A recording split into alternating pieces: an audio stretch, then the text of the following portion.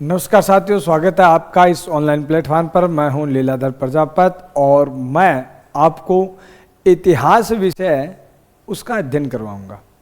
अपने जो आने वाली भर्ती है यूआरओ की, यूआरओ के लिए इतिहास का जो पोर्शन है वह मैं आपको करवाऊंगा। तो इतिहास का पोर्शन अपने पढ़ेंगे, उससे पहले देखो कोई भी सब्जेक्ट पढ़ने से पहले उस सब्जेक्ट का परिचय होना परम आवश्यक है। यूआरओ के अंदर राजस्थान इतिहास का पोर्शन रहेगा जो एग्जाम की दृष्टि से काफ़ी महत्वपूर्ण है, और राजस्थान इतिहास का पोर्शन रहेगा। इतिहास का सिलेबस क्या क्या है, सिलेबस का अपन एनालाइज करेंगे, परंतु उससे भी पहले जो है वह अपने को इतिहास का परिचय पाना बड़ा जरूरी है। वो मारवाड़ी में एक कहावत है, गांव जाने से पहले गेलो ध्यान में होना चाहिए। अर्थात किसी भी गांव जाने से पहले रास्ता उसका है वो ज्ञान होना चाहिए। तो आप जिस विषय को पढ़ रहे हो उस विषय का ज्ञान जो है ना वो आपको होना जरूरी है। ये विषय कितना महत्व है, क्या महत्व रखता है, विषय में क्या वेटेज है, क्या इसकी मतलब तुलना की जाती है ना। तो आदि आदि बातों पर अपन चर्चा करेंगे। फिर अपन के सिलेबस है उस सिलेबस का भी एनालाइज करेंगे। तो देखिए अपन पढ़ने वाले हैं इतिहास, और अपने ये क्लास रहेगी किसकी? इतिहास की। सबसे पहले तो ये देखो इतिहास, ये जो इतिहास शब्द है ना, ये इतिहास शब्द 3 शब्दों से मिलकर बना है। इसमें 3 शब्द है, इति है और आस। इति है आस, इन 3 शब्दों से मिलकर के शब्द बना है इतिहास। अब देखो इति का शाब्दिक अर्थ क्या होता है? इति का शाब्दिक अर्थ होता है निश्चित रूप से। इति इसका शाब्दिक अर्थ होता है निश्चित रूप से, और है यानी हुआ है, और आस का मतलब होता है ऐसा ही।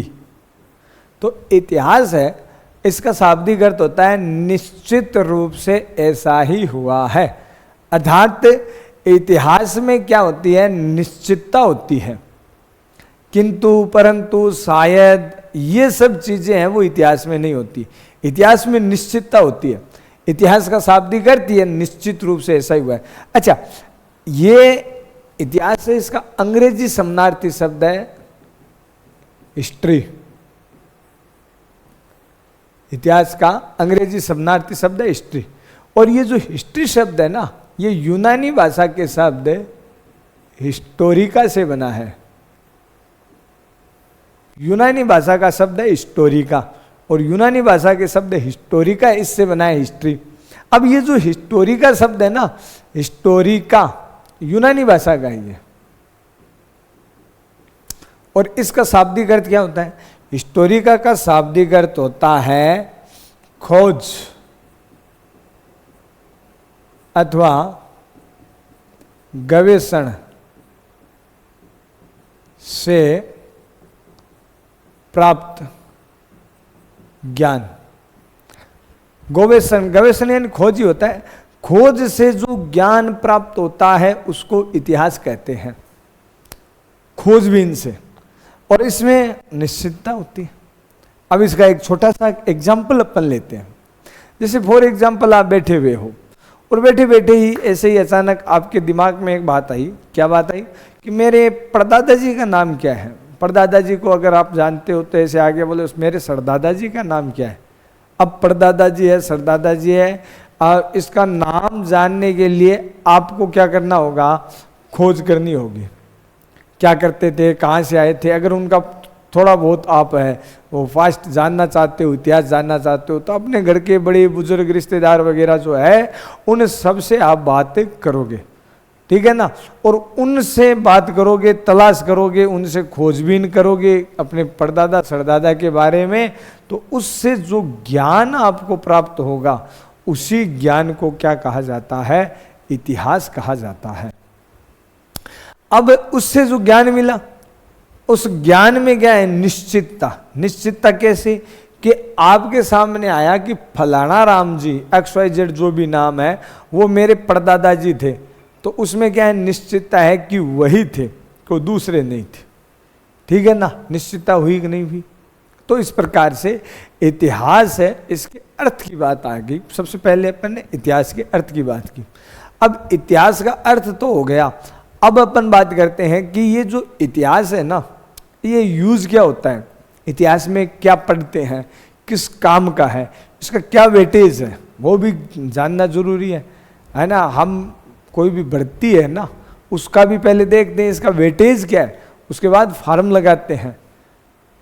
हम किसी व्यक्ति से बात करते हैं तो भी देखते हैं कि भाई इसका क्या वेटेज है, ये कितना पानी में है, तो सब्जेक्ट का भी तो ज्ञान होना आवश्यक है।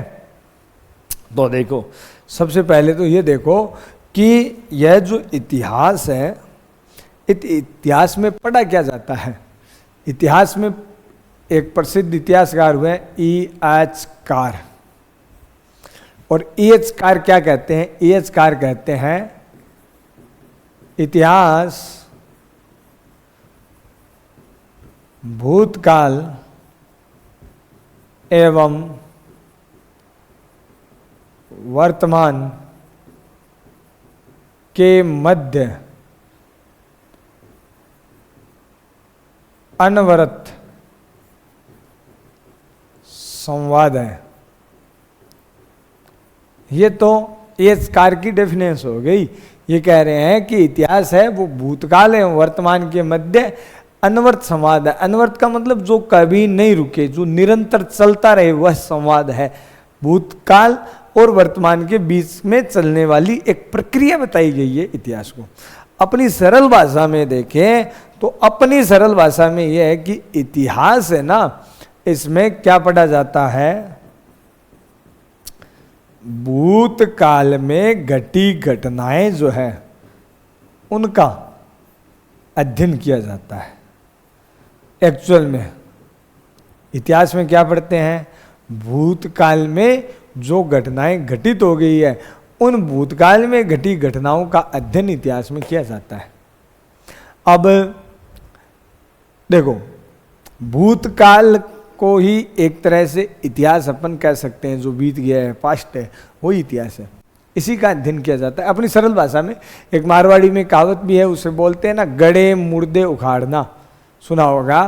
तो इतिहास में हम और कुछ नहीं करते हैं, इतिहास में गड़े मुर्दे उखाड़ते हैं, है ना। परंतु ऐसा नहीं है, इतिहास का बड़ा महत्व है। इतिहास क्या है, इतिहास का अर्थ देखा, इतिहास में क्या पढ़ा जाता है वो भी देखा। भूतकाल का अध्ययन इतिहास में किया जाता है। एक दिमाग में प्रश्न आता है कि हम इतिहास का अध्ययन क्यों करें? सबके ये आता है। इतिहास सबको टिपिकल लगता है, बाकी टिपिकल है नहीं। इतिहास बहुत ही शानदार चीज है। इतिहास का महत्व आपको पता चलेगा जब आप ये जानोगे कि इतिहास का महत्व क्या है, इतिहास क्यों पढ़ा जाता है। Why will read इतिहास, हिस्ट्री, क्यों पढ़ते हैं हम अपने इतिहास, इसका रीजन क्या है। अब देखो, इतिहास क्यों पढ़ते हैं, इतिहास का महत्व है ना, ये मैं आपको बताता हूं। इतिहास का अध्ययन क्यों किया जाता है, गौर से सुनिएगा, ठीक है। थोड़ा सा देखो, ध्यान दीजिएगा कि इतिहास का अध्ययन क्यों करते हैं, इतिहास का महत्व क्या है। देखो, इतिहास के द्वारा नंबर एक, वर्तमान में सुधार और भविष्य का निर्माण किया जाता है। वर्तमान में सुधार और भविष्य का निर्माण जो है ना, वो इतिहास के माध्यम से ही किया जाता है। इतिहास के माध्यम से ही वर्तमान में सुधार और भविष्य का निर्माण होता है। वर्तमान में सुधार, जैसे अब इसका एक छोटा सा अपन एग्जाम्पल लेंगे। फॉर एग्जाम्पल, मान लो आपने पिछली बार कोई एग्जाम दिया और पिछले एग्जाम के अंदर है वह किसी कारण से, किसी गलती से, कोई भी XYZ एग्जाम आपने दिया, अपना सिलेक्शन नहीं हो पाया। अब पीछे वाले एग्जाम में अपना सिलेक्शन नहीं हुआ, अब पीछे अपना सिलेक्शन नहीं हुआ तो कोई ना कोई गलती तो रही, और वो जो पीछे गलतियां थी वो अपना पास्ट है, वो अपना इतिहास है, वो अपना भूतकाल है।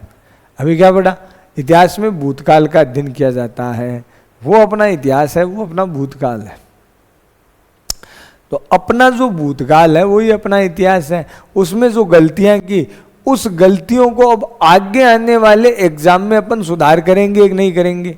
इस बार आप EORO का एग्जाम दे रहे हो, पिछली बार आपका सिलेक्शन नहीं हुआ, इस बार दोबारा आप एग्जाम दे रहे हो, तो दोबारा पीछे जो गलतियां की वो अभी थोड़ी करोगे। पीछे मान लो जैसे पढ़ने में, उपयुक्त समय नहीं देने में, उपयुक्त क्लास से नहीं लेने में, अच्छी संस्था या अच्छा कोई प्लेटफॉर्म आपको नहीं मिला ऐसे, या फिर एग्जाम हॉल में तैयारी बहुत अच्छी की परंतु उसका प्रेजेंटेशन है वो अच्छा नहीं हो पाया, ओ मार्क शीट आप गलत भर दी, तो क्या पिछली बार ओ मार्क शीट गलत भरी तो अब की बार भी वही गलती करोगे? नहीं, अब की बार क्या करोगे, उनमें सुधार करोगे। अगर उनमें सुधार कर लिया तो सिलेक्शन आपका हो जाएगा, और अगर सिलेक्शन हो गया तो क्या होगा, भविष्य का निर्माण हो गया ना। तो इससे इतिहास का महत्व, क्यों, इतिहास के ज्ञान से, बिना इतिहास के ज्ञान के ये संभव नहीं है, इतिहास के ज्ञान के बिना ये संभव नहीं है।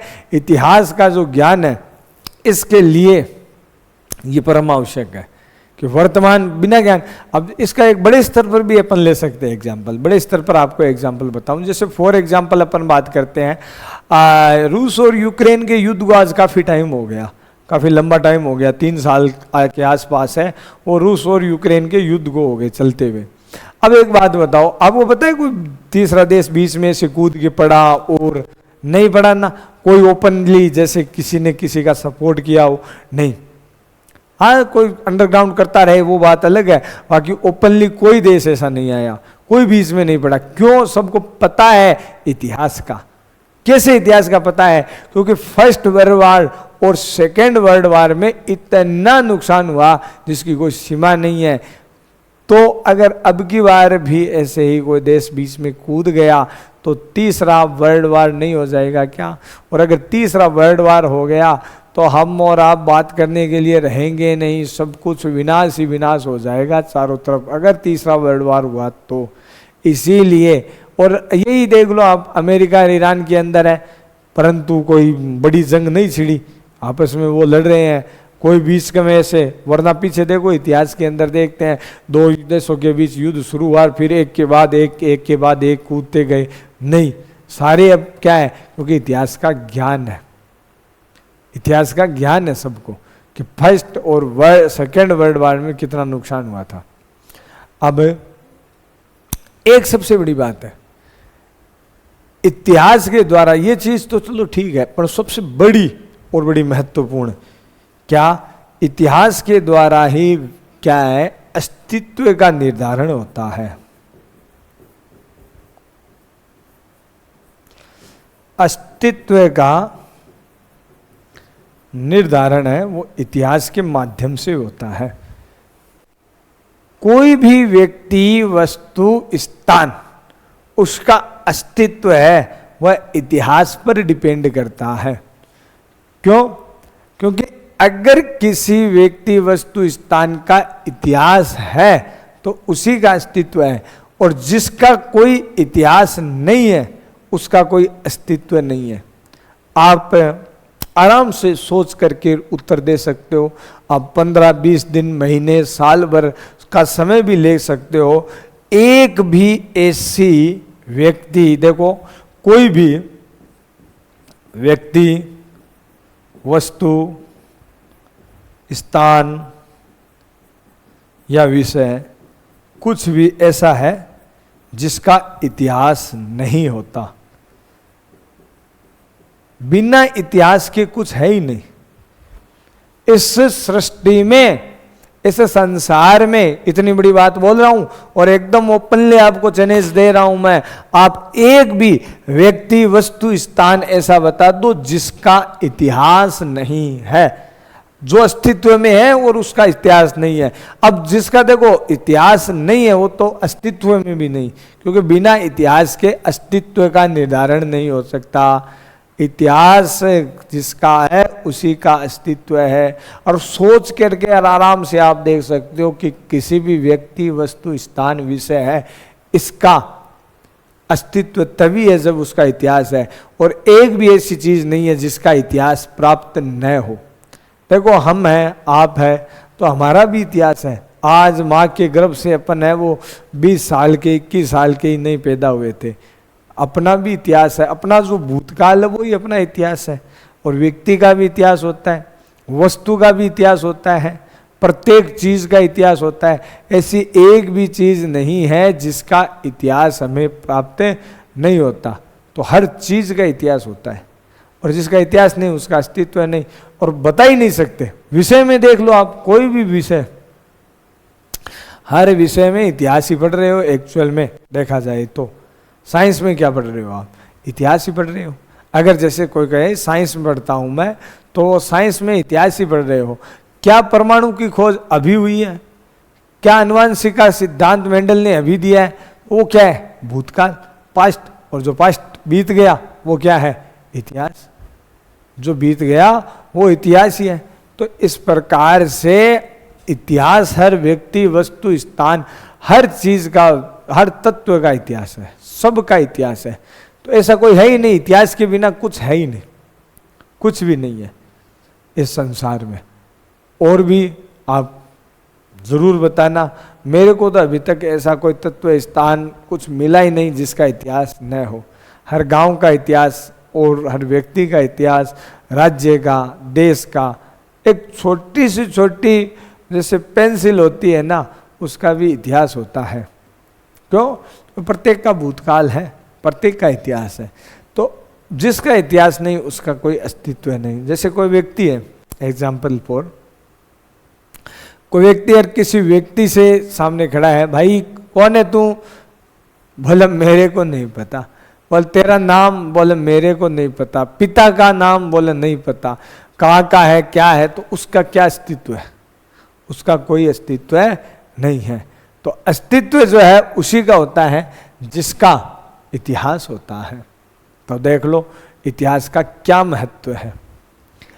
तो इतिहास का अध्ययन इसीलिए मित्रों किया जाता है कि वर्तमान में जो है वो इतिहास के द्वारा सुधार किया जा सके, और इतिहास के द्वारा है वह भविष्य का निर्माण किया जा सके। और इतिहास के बल पर ही अपन गया है व्यक्ति, वस्तु, स्थान है, उसका अस्तित्व निर्धारित करते हैं। तो अस्तित्व का निर्धारण है वो भी इतिहास के द्वारा ही किया जाता है। आई बात समझ में? तो इसलिए इतिहास का बड़ा ही महत्व है। अब देखो इतिहास है, इसका विभाजन काल की दृष्टि से 3 भागों में किया गया है। इतिहास का अर्थ क्या है, इतिहास में क्या पढ़ते हैं, इतिहास क्यों पढ़ते हैं, आदि आदि बातों पर अपन ने चर्चा की। आई होप आप जीवन भर के लिए याद रखोगे कि एक्चुअल में इतिहास है वो है, होता क्या है। अब मैं आपको बताता हूं कि जो इतिहास है, इतिहास, इसका अगर समय देखा जाए काल की दृष्टि से, ऐतिहासिक काल, काल की दृष्टि से, या सीधा शब्द लिख दूं काल की दृष्टि से, या कह दो ऐतिहासिक काल, बाकी वो तो नीचे आ जाएगा। तो इतिहास है, इसका काल की दृष्टि से डिवाइडेशन 3 भागों में किया गया है। इतिहास है, इसका विभाजन काल की दृष्टि से कितने भागों में हुआ है? 3 भागों में काल की दृष्टि से इतिहास का डिवाइडेशन किया गया है। इसको समझना आगे कहीं जैसे सिलेबस में भी आपके काम की चीज है। देखो नंबर 1, प्रागैतिहासिक काल।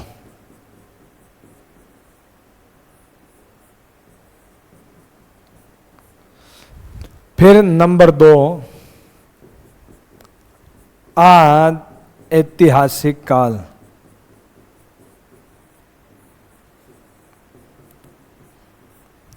और नंबर 3 ऐतिहासिक काल।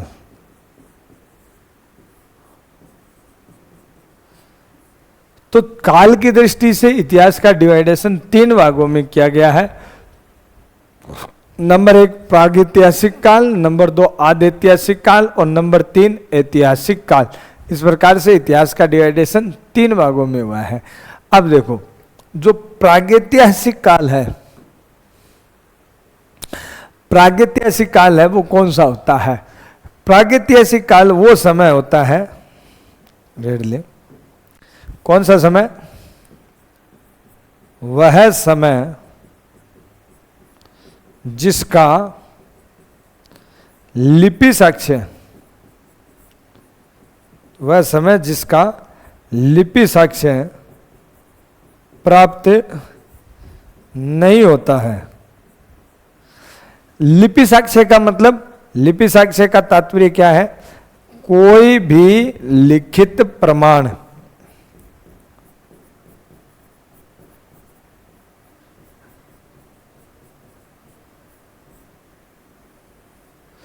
लिपि साक्ष्य का मतलब है लिखित प्रमाण।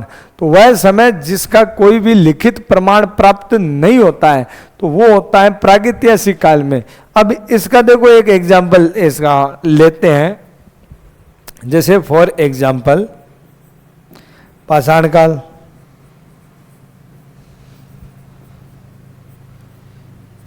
पाषाण काल, अब पाषाण काल है ना, इसका कोई भी लिखित प्रमाण नहीं मिलता अपने को, खुदाई से ही अपने को क्या है कि पाषाण काल से संबंधित जानकारी प्राप्त होती है। कोई भी लिखित प्रमाण है वो एक्चुअल में अपने को पाषाण काल का मिलता नहीं है। ताम्र काल या ताम्र पाषाण युग बोल दो चाहे, इसको एक ही चीज है। तो ताम्र काल जो है इसका भी कोई लिखित प्रमाण अपने को नहीं मिलता है।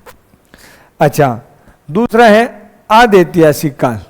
आद्यैतिहासिक काल, इसमें वह समय आता है, वह समय जिसका लिपि साक्ष्य प्राप्त तो होता है, लिपि साक्ष्य प्राप्त तो होता है, इसमें प्राप्त नहीं होता है, इसमें प्राप्त होता है, प्राप्त होता है, परंतु या तो पढ़ा नहीं गया या विश्वसनीय नहीं है।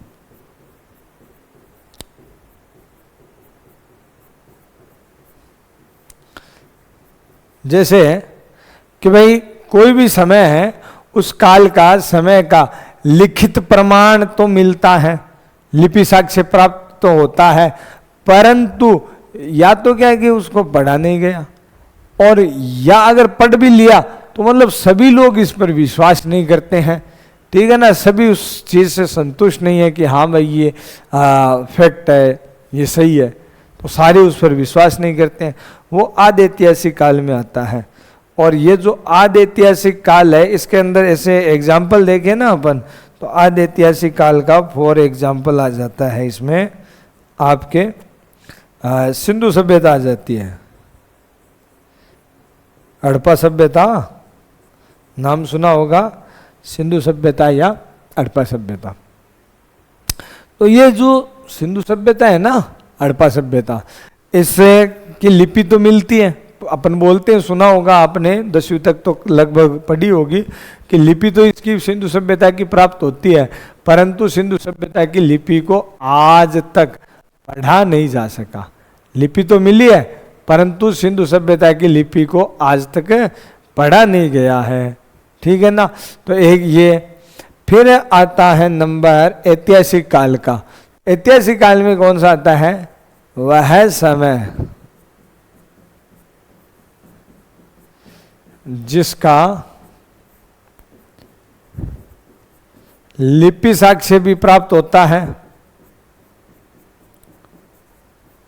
पढ़ा भी गया है और विश्वसनीय भी है। वो समय अपने ऐतिहासिक काल का आता है। और अपने भारत के संदर्भ में मैं आपको बता दूं, वैदिक सभ्यता के बाद का जो समय है अर्थात 600 ईसा पूर्व महाजनपद काल में आता है से और वर्तमान तक का जो आधुनिक टाइम है वर्तमान तक, तो इसमें 600 ईसा पूर्व से लेकर के वर्तमान तक का जो सारा समय है वो सारा का सारा समय ऐतिहासिक काल के अंतर्गत आता है। समझ रहे हो? तो मूल रूप से जो है वह 3 भागों में समय को बांटा गया है। अब प्रागैतिहासिक काल, इसका समय सबसे लंबा चौड़ा है। इसमें अगर टाइम देखा जाए ना वैसे समय की दृष्टि से, तो इसका समय वो सबसे लंबा चौड़ा है प्रागैतिहासिक काल का। क्यों? क्योंकि प्रारंभ से लेकर, प्रारंभ का मतलब हो गया लगभग 18 लाख ईसा पूर्व। प्रारंभ का मतलब हो गया 18 लाख ईसा पूर्व। वहां से लेकर के और लगभग ये मान के चलो 2500 ईसा पूर्व तक का समय वो प्रागैतिहासिक काल के अंदर ही आता है। इसमें पाषाण, ताम्र वगैरह ये सारा आ जाता है, ठीक है। और उसके बाद का जो सिंधु सभ्यता का समय आ जाता है, तो वहां से सिंधु सभ्यता और वैदिक काल का यानी 2500 से लगभग 600 ईसा पूर्व है। ईसा पूर्व का मतलब ईसवी पूर्व है, ईसा के जन्म से पहले का। और ये ईसा पूर्व का जो समय है ना, ईसा के जन्म से पहले का समय, ये माइनस में चलता है, ठीक है ना। तो वो आदि ऐतिहासिक काल में, बाकी ये ऐतिहासिक काल में आता है। तो अपन जैसे सिलेबस देखते हैं ना, जैसे अपने EORO का सिलेबस है, तो सिलेबस के अंदर आपके नाम दिया होगा प्रागैतिहासिक काल। अभी अपन एनालाइज करेंगे सब सिलेबस, तो उस सिलेबस में देखेंगे भी।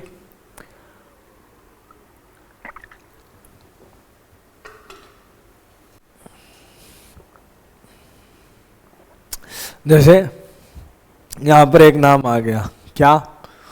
प्रागैतिहासिक राजस्थान। तो प्रागैतिहासिक राजस्थान में कौन सा आएगा? ये देखो, ये जो आएगा ना पोर्शन, इसमें पूरा पाषाण काल, ताम्र पाषाण काल, कांस्य युग तो इसमें नहीं आता है, ये प्रागैतिहासिक काल में ही आता है। और फिर ये कांस्य युग का ये किस में आ जाएगा? आद ऐतिहासिक काल में आ जाएगा। तो उसमें अपन जो है वह पाषाण काल और कार अध्ययन करते हैं।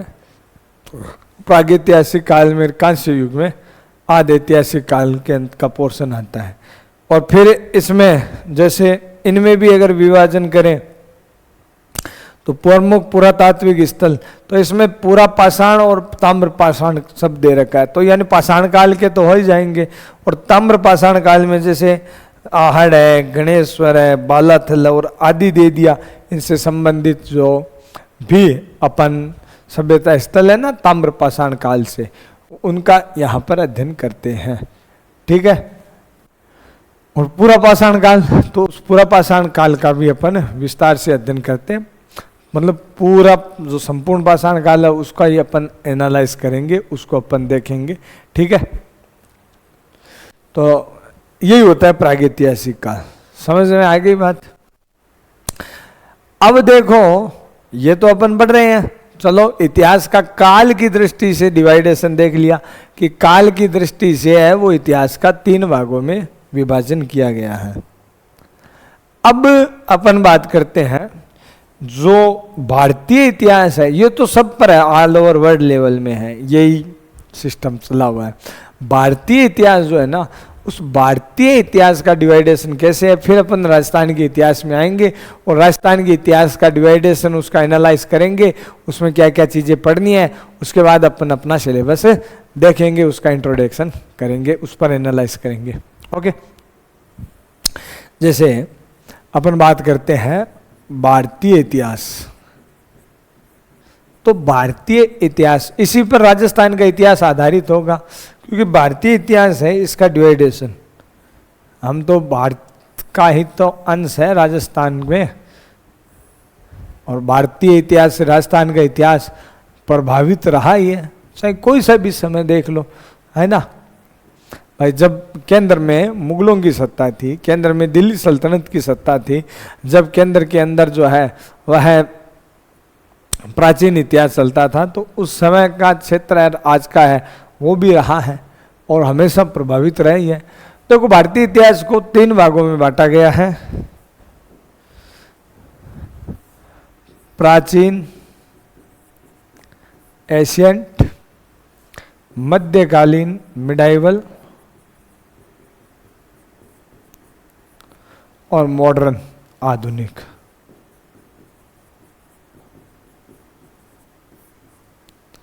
इसमें समय देख लो, इसमें राजस्थान के इतिहास में थोड़ा सा अपने डिवाइडेशन में अंतर रहेगा, इसलिए मैं आपको बता रहा हूँ इंडियन हिस्ट्री का प्रारंभ से लेकर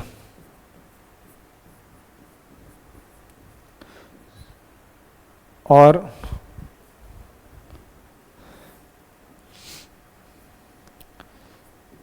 सातवीं शताब्दी तक का जो पोर्शन है वह एशियन हिस्ट्री में आता है, प्राचीन भारतीय इतिहास में आता है। और मध्यकाल में 7वीं शताब्दी से लेकर के और 18वीं शताब्दी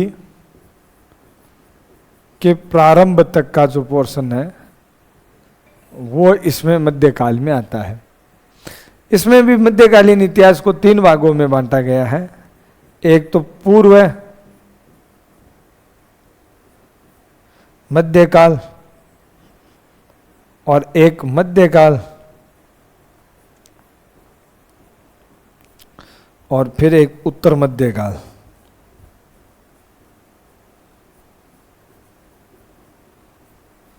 ठीक है, इसका थोड़ा थोड़ा इंट्रोडक्शन आप कर लोगे ना, ताकि क्या है कि दिक्कत नहीं होगी, आगे सिलेबस समझने में भी दिक्कत नहीं होगी। और जब अपन पढ़ेंगे तो यही चीज़ें जो है ना, ये शब्द आएंगे तो वहाँ पर क्या दिक्कत होती है, कई बार पूछते हैं ये कौन सा आ गया शब्द, ये कहाँ का समय, तो वो अपने नहीं रहेगी। तो 7वीं से लेकर के 12वीं तक का समय तो है पूर्व मध्यकाल में। शताब्दी 7वीं शताब्दी से 12वीं तक का, और फिर है 12वीं शताब्दी से लेकर 15वीं शताब्दी तक का पोर्शन मध्यकाल में आता है। 17वीं शताब्दी तक का पोर्शन मध्यकाल में आता है। और फिर मुगलों का जब पतन हुआ ना, तो 17वीं पतन शुरू हुआ से 18वीं के मध्य तक का जो पोर्शन है वो क्या आता है, इसमें उत्तर मध्यकाल में आता है। औरंगजेब की मृत्यु के बाद का समय। और आधुनिक का मतलब 18वीं शताब्दी के मध्य से 18वीं शताब्दी के मध्य का जो पोर्शन है ना, वहाँ से इसका समय शुरू होता है और वहाँ से लेकर के वर्तमान तक का जो पोर्शन है, आज तक का जो पोर्शन है, वो सारा पोर्शन किसके अंदर आता है, वो पूरा का पूरा पोर्शन है वो आधुनिक के अंदर ही आता है।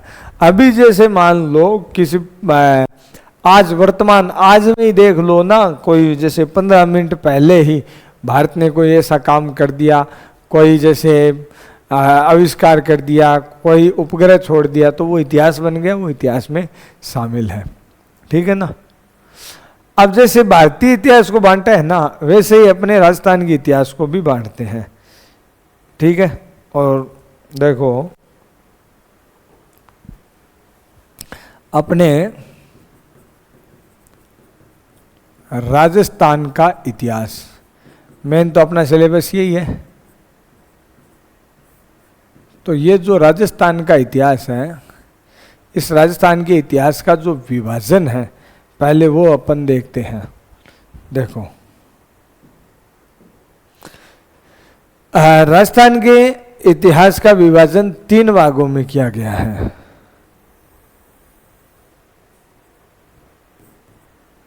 वही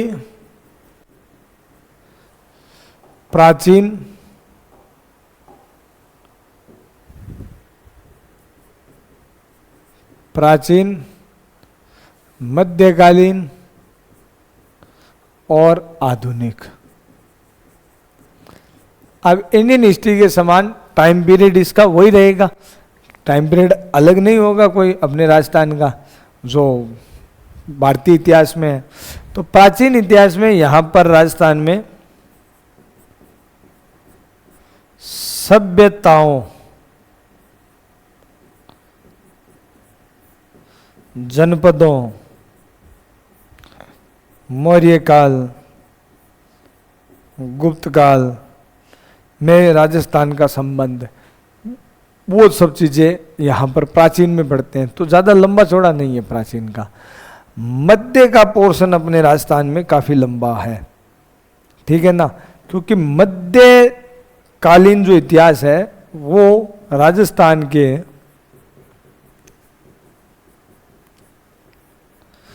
प्रमुख जो राजवंशों का इतिहास है वो रहता है। तो मध्यकाल में इधर आपको बताया था ना 7वीं शताब्दी, तो 6ठी 7वीं शताब्दी में लगभग क्या है, राजस्थान के राजवंश है वो स्थापित होने शुरू हो गए थे। और वहां से लेकर के और वो राजवंश है वो आधुनिक काल तक चले थे। आधुनिक काल का जो समय है वहां तक ये राजवंश चले थे। तो अब देखो सबसे बड़ी बात यह है कि ये जो राजवंश है वो कहां से शुरू हुए, ये शुरू हुए प्राचीन काल से, और कहां तक चले, ये आधुनिक तक चले। तो ऐसा तो है नहीं कि भाई आधा अपन यहाँ पढ़ लेंगे और आधा अपन यहाँ पढ़ लेंगे। तो अपने को तो एक ही सीक्वेंस में पढ़ना होगा, पीढ़ी दर पीढ़ी, इसका बेटा ये, इसका बेटा ये, इसका बेटा ये, इसका बेटा ये, क्रम से अपन वैसे ही पढ़ते जाएंगे। आई ना समझ में बात। तो इस प्रकार से राजवंशों का जो इतिहास है वह क्रमबद्ध तरीके से चलेगा, क्रमबद्ध तरीके से राजवंशों का, और सारे राजवंश इसमें आ जाएंगे। जैसे फॉर एग्जाम्पल अब कुछ बात कर लेते हैं। जैसे राजस्थान के सबसे प्राचीन राजवंशों में गुर्जर प्रतिहार वंश आता है, चौहान वंश आता है, गुर्जर प्रतिहार है, फिर चौहान है, फिर गोहिल है, या इसको बोलते हैं सिसोदिया, ठीक है। अच्छा, फिर है राठौड़ है, कछवा है, ये अपने राजस्थान के प्रमुख राजवंश है, ठीक है। बाकी अपने जो सिलेबस में होगा वो अपन पढ़ेंगे। एक बार तो अपन एनालाइज यहाँ पर कर रहे हैं इतिहास का। और इसके अलावा अन्य में जैसे भाटी है, जैसे यादव है, पिंडारी है, जैसे जाट है, ठीक है, और आदि आदि अन्य राजवंश भी आते हैं इसी के अंदर।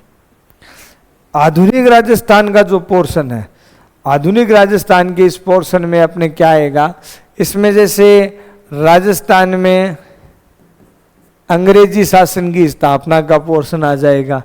राजस्थान में अंग्रेजी शासन की स्थापना, फिर आ जाएगा 1857 की क्रांति, फिर राजस्थान के किसान आंदोलन, जनजाति आंदोलन,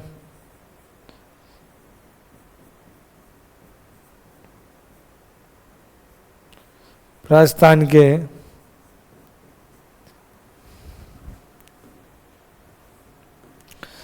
प्रजामंडल आंदोलन,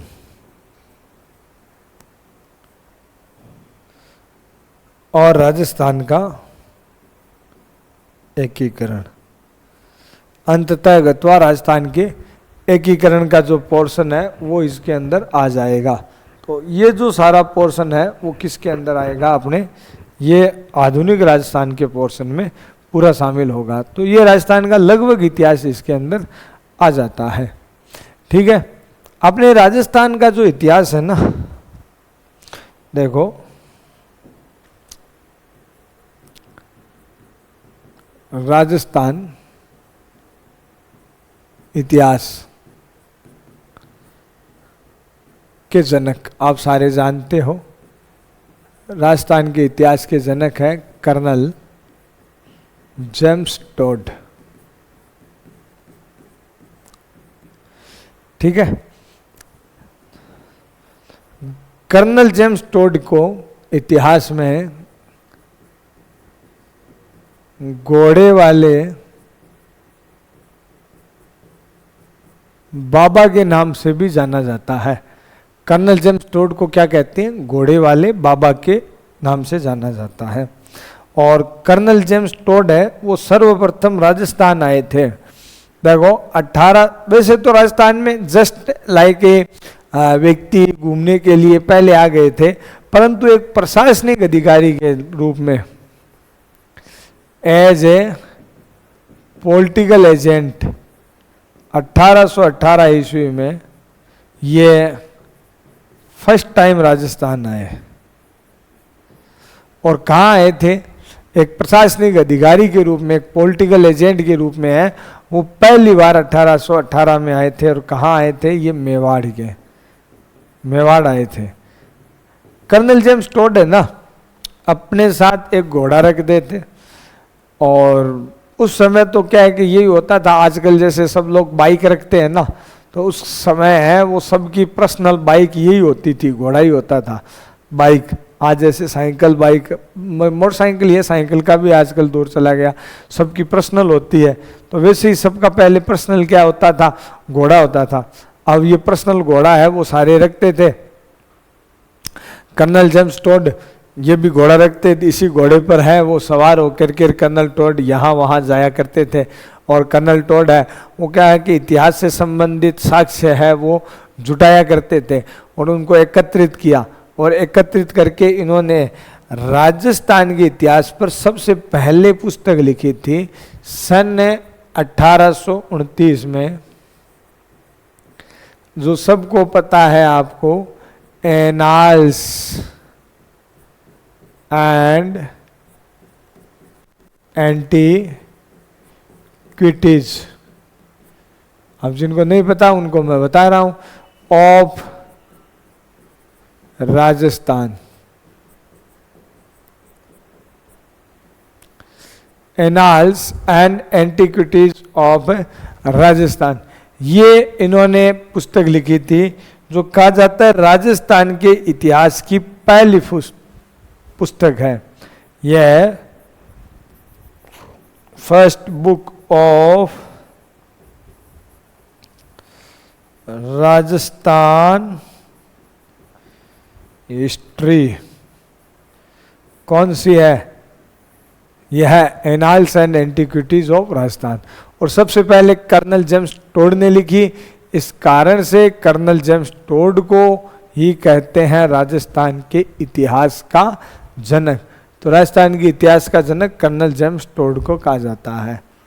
ओके, अब देखो बाद में कर्नल जेम्स टोड है 26 लिख दिया, ये 29 ही है, बोला तो 29 ही था, 26 लिखने में हो गया होगा। तो 1829 में ये किताब लिखी गई थी और ये पहली किताब है राजस्थान के इतिहास की। हालांकि the central and western Rajputana state के नाम से फिर उन्होंने इसका सेकेंड पार्ट जो है वो भी लिखा था और इसका जो सेकेंड पार्ट है वो इनकी श्रीमती के द्वारा है वो प्रकाशित करवाया गया था, कर्नल जेम्स टोड की श्रीमती ने। ठीक है, हालांकि भारतीय इतिहास का जो जनक है वो महर्षि वेदव्यास को कहा जाता है। महर्षि वेदव्यास जो है, जो इन्होंने वेदों की रचना की है, मतलब वेदों को संकलित किया है, तो वो भारतीय इतिहास के जनक। और जो विश्व इतिहास है, हेरोडोटस इनको कहा जाता है, जिन्होंने हिस्ट्रिका के नाम से विश्व इतिहास की पहली पुस्तक लिखी थी। तो विश्व इतिहास की पहली पुस्तक ये है स्टोरी का। और वो विश्व इतिहास के जनक कहलाते हैं, हेरोडोटस, इनको विश्व के इतिहास का जनक कहा जाता है। तो इस प्रकार से जो है वह भैया कर्नल जेम्स टोड राजस्थान के इतिहास के जनक कहलाते हैं। जैसे जैसे अपन आगे इतिहास पढ़ेंगे प्रमुख व्यक्तित्व वगैरह, तो उसके अंदर कर्नल जेम्स टोड का भी अपने विस्तार से अध्ययन करना होगा। ठीक है, कर्नल जेम्स टोड का। अब अपन आगे चलते हैं और इसमें अपने सिलेबस है उस पर, राजस्थान के सिलेबस पर चर्चा करते हैं। ईओआरओ के एग्जाम में आपके राजस्थान का सिलेबस क्या है। अभी तक अपन ने क्या देखा, जैसे सबसे पहले अपने विषय के बारे में देखा, राजस्थान है उसका इतिहास देखा, इतिहास क्या है और उस पर अपन ने चर्चा की। राजस्थान का इतिहास, इतिहास का डिवाइडेशन वर्ल्ड लेवल पर और सब देखा।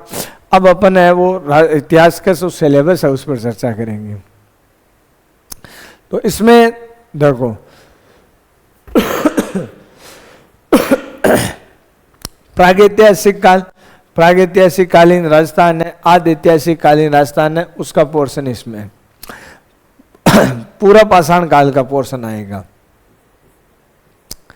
ये देखो मैं नई स्लाइड पर बता देता हूं। पाषाण काल है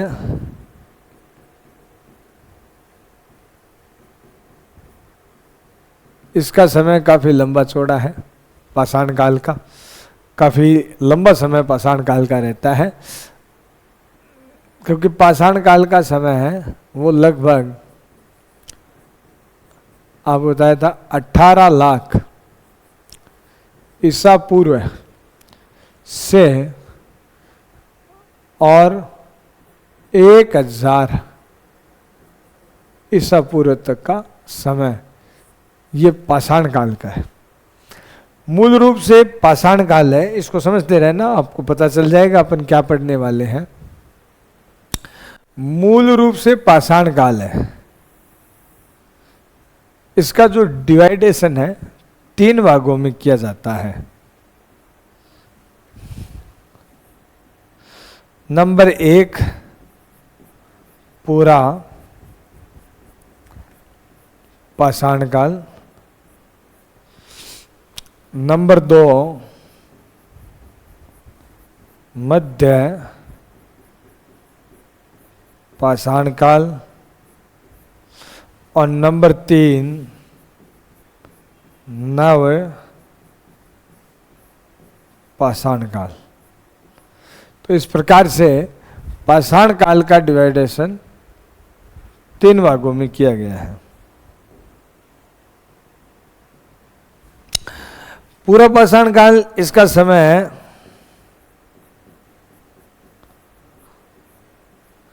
18 लाख से और 10,000 ईसा पूर्व तक का है। ठीक है, और मध्य पाषाण काल इसका समय 10,000 से 6,000 ईसा पूर्व तक का है। और नव पाषाण काल इसका, नव पाषाण काल का समय है वो 6,000 से 1,000 ईसा पूर्व तक का है। तो इस प्रकार से पूरे पाषाण काल को 3 भागों में बांटा गया है। अब ये जो पूरा पाषाण काल है ना, इसका डिवाइडेशन फिर 3 भागों में हुआ है फिर से।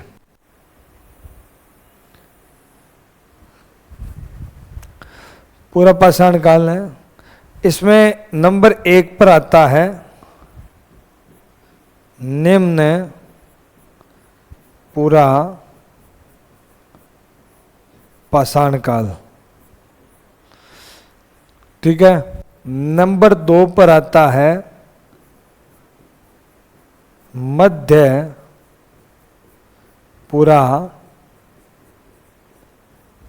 पाषाण काल और नंबर 3 पर आता है उच्च पूरा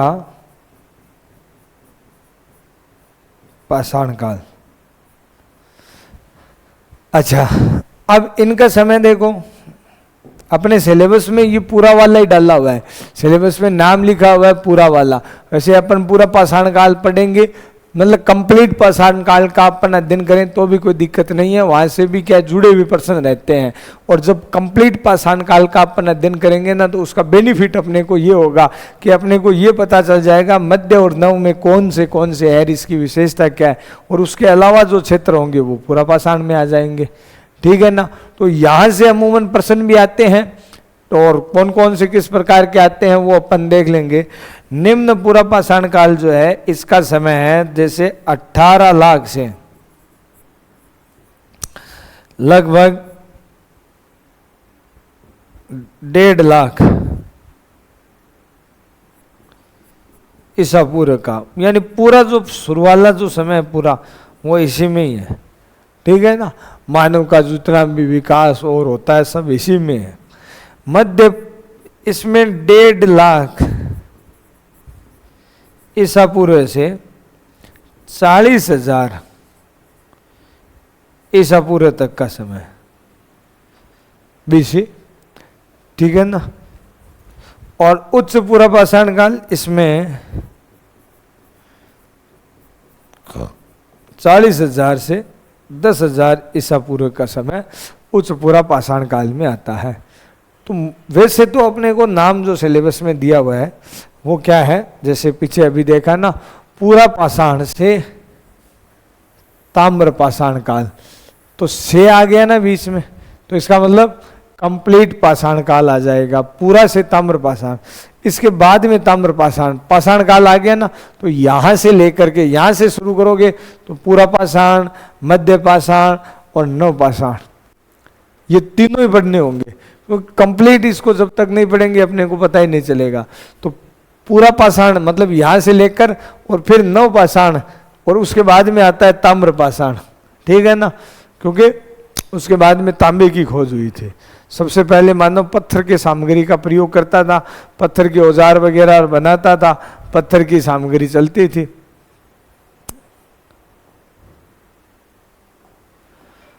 तो अब ये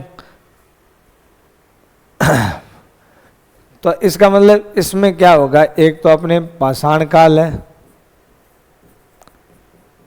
इनका अपने को अध्ययन करना होगा। दूसरा फिर अपने ताम्र पाषाण काल है, उनका अध्ययन करना होगा। ताम्र पाषाण काल में जैसे ये जो दे रखे हैं ना, आहड़ है, गणेश्वर है, बालाथल है, ये ताम्र पाषाण काल में आते हैं।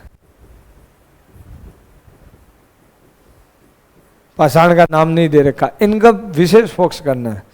और इस संदर्भ में एक दे रखा है कांस्य युग, तो कांस्य युग के अंदर ये आ जाता है कालीबंगा। सिंधु सभ्यता है ना, इसके स्थल सिंधु सभ्यता है, इसके स्थल है ना, वो सारे जैसे कांस्य युग में आते हैं, वो कांस्य युग के अंदर आते हैं। ठीक है। ये तो हो गए अपने प्रागैतिहासिक काल प्राचीन की। अब इसमें प्राचीन राजस्थान में दे रखा है प्रारंभिक ईस्वी काल के महत्वपूर्ण ऐतिहासिक केंद्र। और राजस्थान, प्राचीन राजस्थान में समाज, धर्म है, संस्कृति, तो समाज, धर्म, संस्कृति है प्राचीन राजस्थान का, वो अपने को इसमें देखना होता है। तो इसमें प्रारंभिक ईस्वी काल के, तो इसमें क्या होता है, जैसे लौह युगीन जो स्थल है, इनका अपने को देखना होता है प्रारंभिक ईस्वी काल के। तो प्रारंभिक ईस्वी काल में लौह युगीन स्थल है, जिसमें जनपद कालीन है, मौर्य, मौर्योत्तर कालीन है,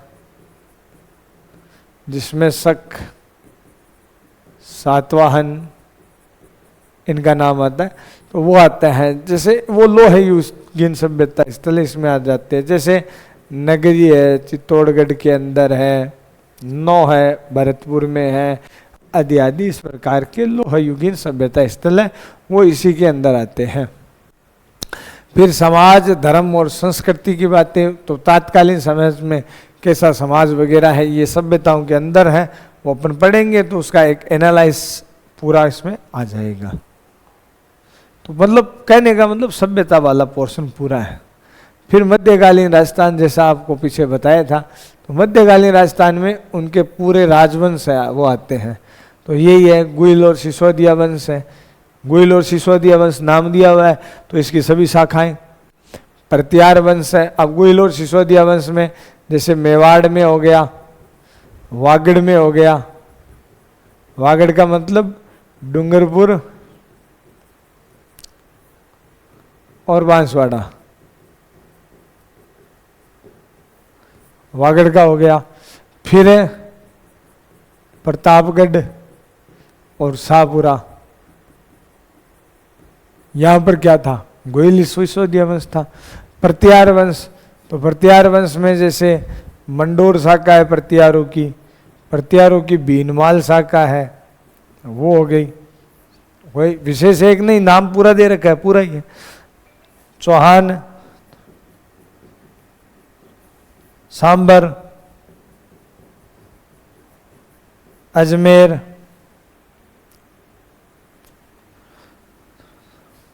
रणथंभौर,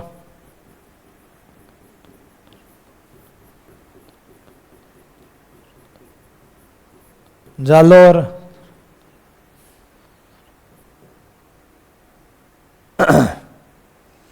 हाड़ौती, सिरोही,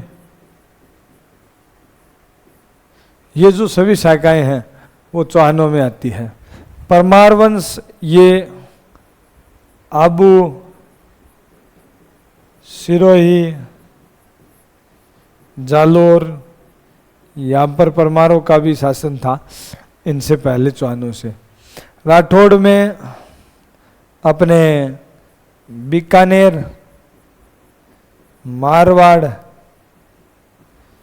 और किशनगढ़, इनके राठौड़ आगे। और कछवा जो है, अब जो कछवा वंश है, इस कछवा वंश के अंदर जैसे अपने आमेर और जयपुर का आ गया।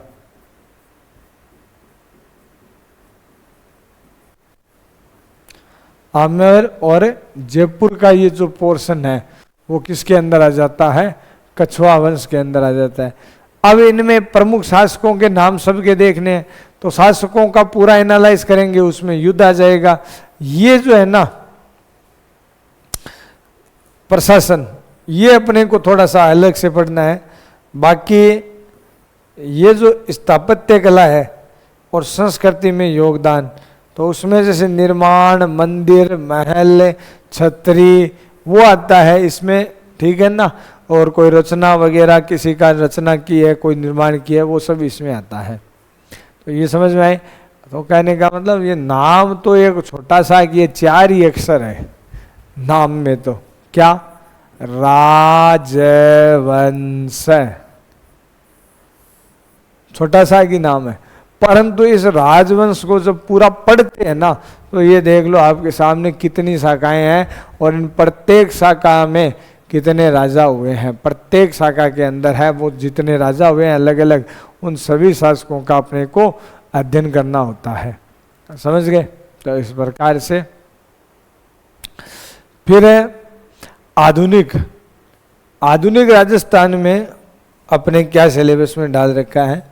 आधुनिक राजस्थान में जैसे 1920वीं शताब्दी में सामाजिक जागृति है, वो राजनीतिक जागृति है, वो प्रजामंडल आंदोलन से ही संबंधित है। ये समाचार पत्र है, राजनीतिक संस्थाएं और भूमिकाएं हैं, ठीक है ना, वो आ जाएगी। फिर जनजातीय आंदोलन, किसान आंदोलन, प्रजामंडल आंदोलन, राजस्थान का एकीकरण, नॉर्मल जो अभी आपको बताया था वही है, इसमें कोई समझने वाली बात नहीं है। ये जो पोर्शन है ना अपन ने, वो अपन राजनीतिक संस्थाएं, उनकी भूमिका, ये पोर्शन अपन प्रजामंडल के साथ भी पढ़ सकते हैं। कहने का मतलब प्रजामंडल जो आंदोलन है ना, वो राजनीतिक जागृति पर ही आधारित था। पहले सामाजिक जागृति फैली, फिर राजनीतिक जागृति फैली और इन्हीं के कारण प्रजामंडल आंदोलन हुए थे। ठीक है ना, उनके बिना संभव नहीं था। तो इसमें 1857 की क्रांति का नाम है वो अपने नहीं आया है। ठीक है ना, उसका नाम नहीं आया 1857 की क्रांति का नाम, तो वो पोर्शन अपने सिलेबस के अंदर है नहीं।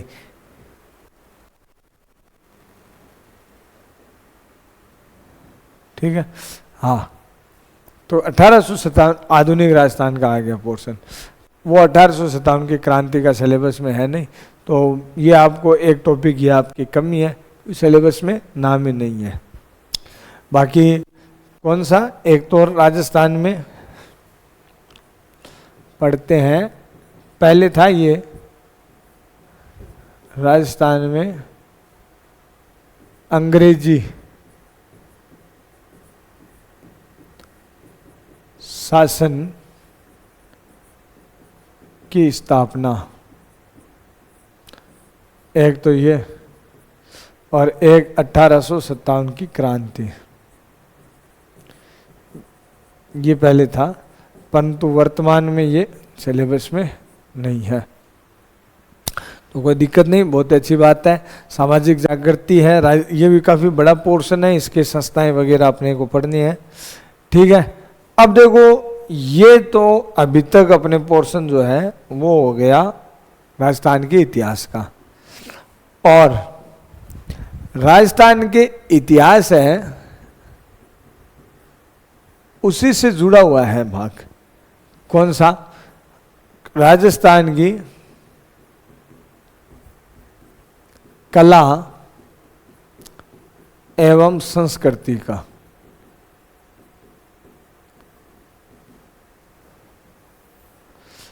राजस्थान का इतिहास है उसी से जुड़ा हुआ भाग है राजस्थान की कला और संस्कृति का। अब देखो, राजस्थान की कला और संस्कृति जो है ना, बिना इतिहास के नॉलेज के जान नहीं सकते।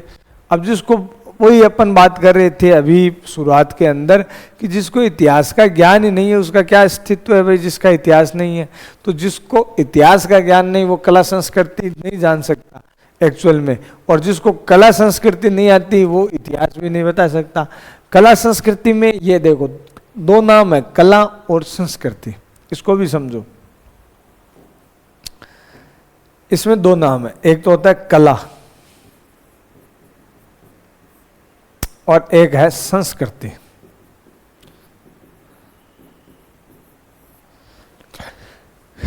कला में दो प्रकार की कला आती है, एक तो होती है स्थापत्य कला, एक होती है ललित कला।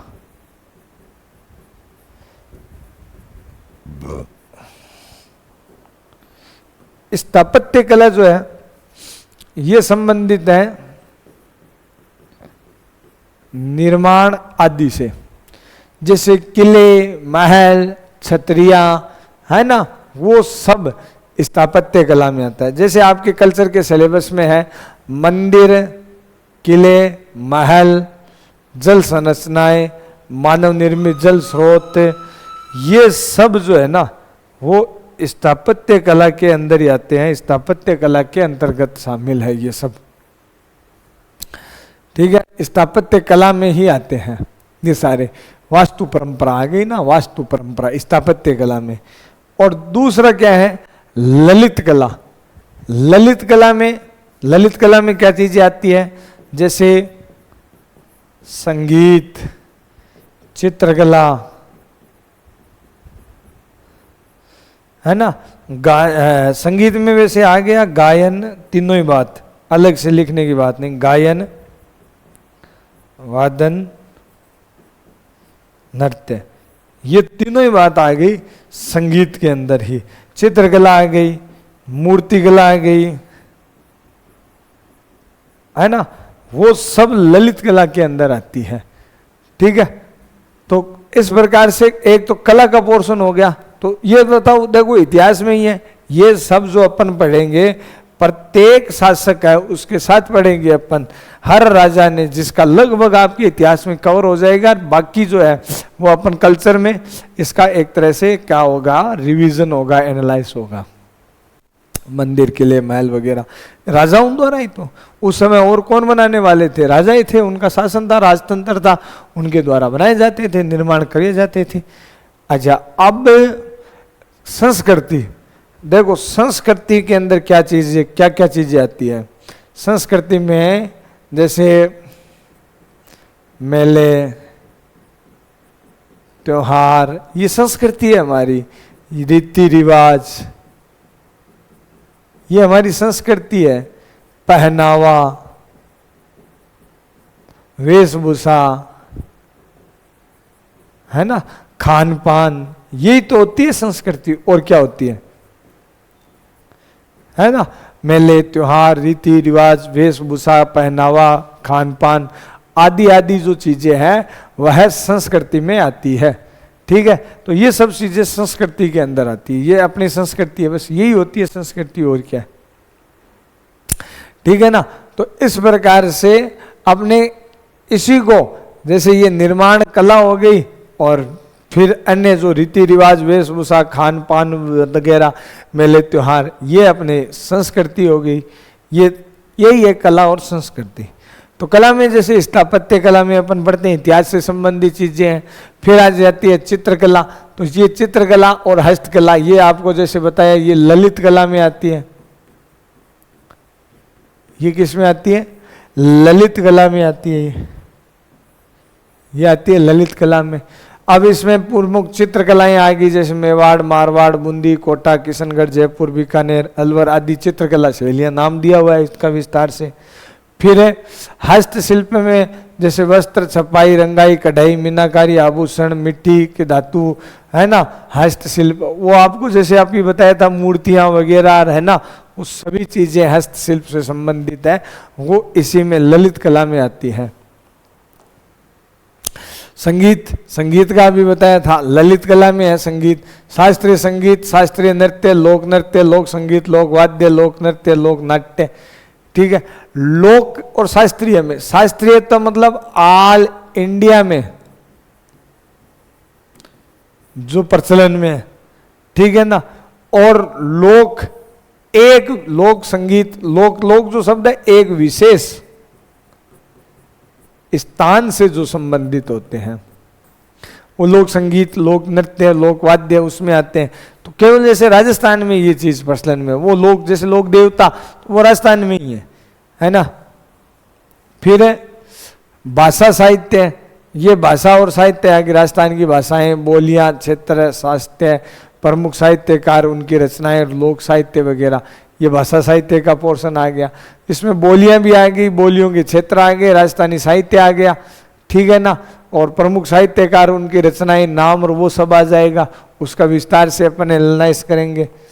ठीक है, फिर धार्मिक जीवन परंपरा, ये संस्कृति का हिस्सा है ये, इसमें राजस्थान के प्रमुख संत संप्रदाय, ठीक है ना, वो आ जाएंगे, और नीचे लोक देवी और देवता आ जाएंगे। अभी कहा ना, जैसे लोक देवी, लोक देवता एक स्थानीय क्षेत्र में पूजे जाने वाले जो होते हैं ना, वो लोक देवियां, लोक देवता कहलाते हैं। ये राजस्थान से बाहर नहीं, राजस्थान के अंदर ही जिनका होता है। फिर ये देखो जीवन की परंपराएं, सामाजिक जीवन की परंपराएं, तो सामाजिक जीवन का वही है अपनी संस्कृति, मेले है, त्योहार है, सामाजिक रीति रिवाज है, परंपराएं, वेशभूषा, आभूषण, वो सब जो है वो इसी के अंदर आ गया। फिर अपन आगे चलते हैं, तो प्रमुख व्यक्तित्व, अभी जैसे मैंने शुरुआत में कहा था कर्नल जेम्स टोड, अपन राजस्थान के प्रमुख व्यक्तित्व पढ़ेंगे तो उसमें आ जाएगा, और उसमें स्वतंत्रता आंदोलन से जुड़े व्यक्तित्व है वो भी आ जाएंगे, ठीक है ना। सामाजिक सुधारक है, साहित्यकार, कलाकार, संत, लोक कलाकार और संस्कृति से जुड़े प्रमुख व्यक्ति। तो ये बताओ, हिस्ट्री के बिना ज्ञान के इनका ज्ञान हो नहीं सकता। ये सारा लगभग पोर्शन जो है वो इतिहास का ही है, ठीक है।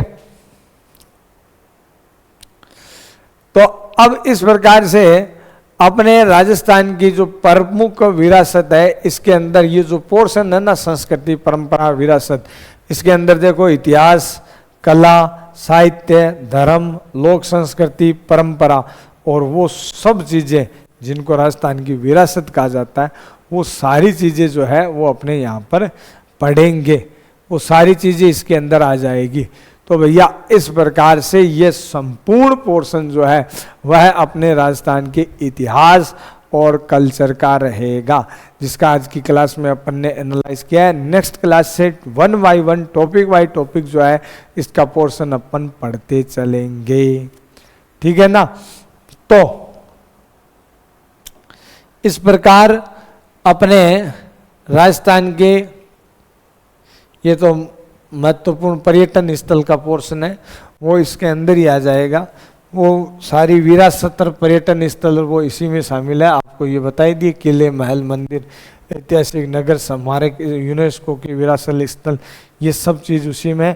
सिलेबस में अलग से ये नाम दे रखा है, ये उसी का पोर्शन है जो अपन ने शुरू में पढ़ा है। तो वो सब पोर्शन जो है वो अपन पढ़ेंगे, ठीक है। ये देखो शुरुआत में